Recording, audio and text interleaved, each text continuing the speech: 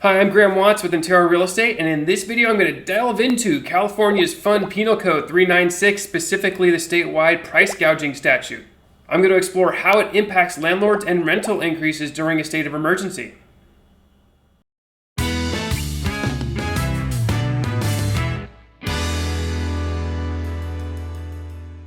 So Penal Code 396 really became an issue in 2017 when it became a problem with the fires that broke out in Napa and Solano and Sonoma counties. It never really came into effect on a statewide level, but it is a criminal statute that prevents people from increasing pricing and consumer goods and services during the state of emergency. And it was beefed up in 2019. So California Penal Code 396 prevents individuals and organizations from capitalizing on the misfortunes of a state of emergency by raising the prices of essential consumer goods, including rental housing.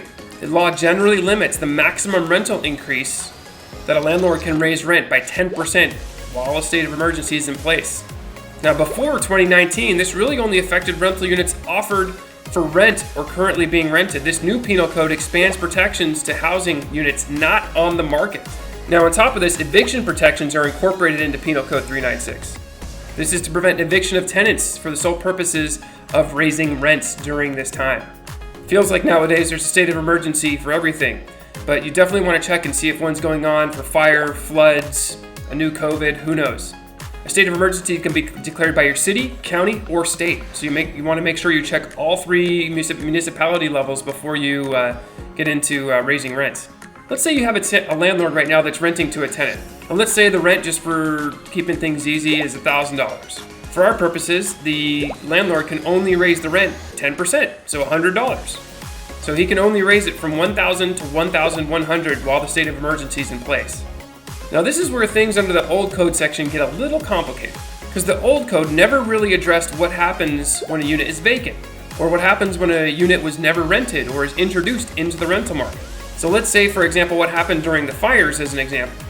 As an example, what happened a lot during the fires is there was such a lack of housing that people had a home. They literally just moved out and put their property on the market as a brand new unit, and they could charge a crazy amount in rent, and people would pay it because they had no other choice. The new legislation cracks down on that.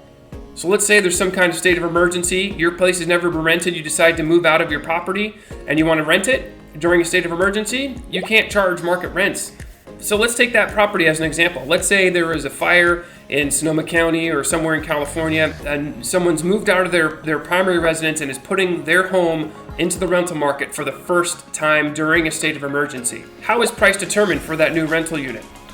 Well, the code basically says this: if the unit was ready within 1 year prior to the state of emergency, the most recent rent within that year before the state of emergency is going to be the case, is going to be kind of the baseline of what they're going to use to determine what the rent should be.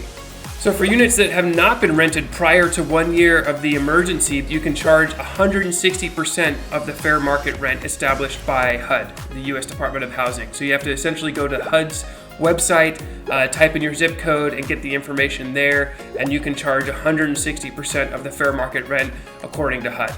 So basically the maximum you can increase rent during a state of emergency is 10%, and you're not allowed as well to charge other fees to get over that 10% rate. So you can't then say, well, I'm going to increase the rent by 10% and then charge a gardening fee or some kind of other service fee that would be attached to the rent. You're not allowed to do that. It has to be the 10% and that's it. So if your unit wasn't rented before and you're coming into the market and it's brand new, and you're renting it furnished, you can only go up to 160% of the fair market rent by looking at HUD's website. But if it is a furnished unit, you can tack on basically 5% for having a furnished unit. Now, there are some exceptions to that maximum 10% rule. The language in the actual legislation gets a little confusing, but basically, if you can prove that the costs of goods and services went up in the area, and you can directly attribute that to cost of repairs needed to your property, you should be okay to increase that rent over 10%.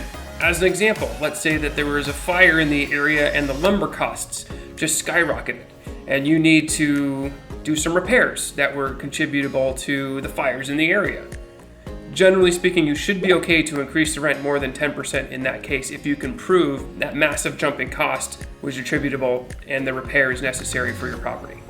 Now, if you violate Penal Code 396, it is a criminal code, so you can get up to $10,000 in fines and or 1 year in jail, and it's a misdemeanor. So what does this mean for you as a landlord, let's say?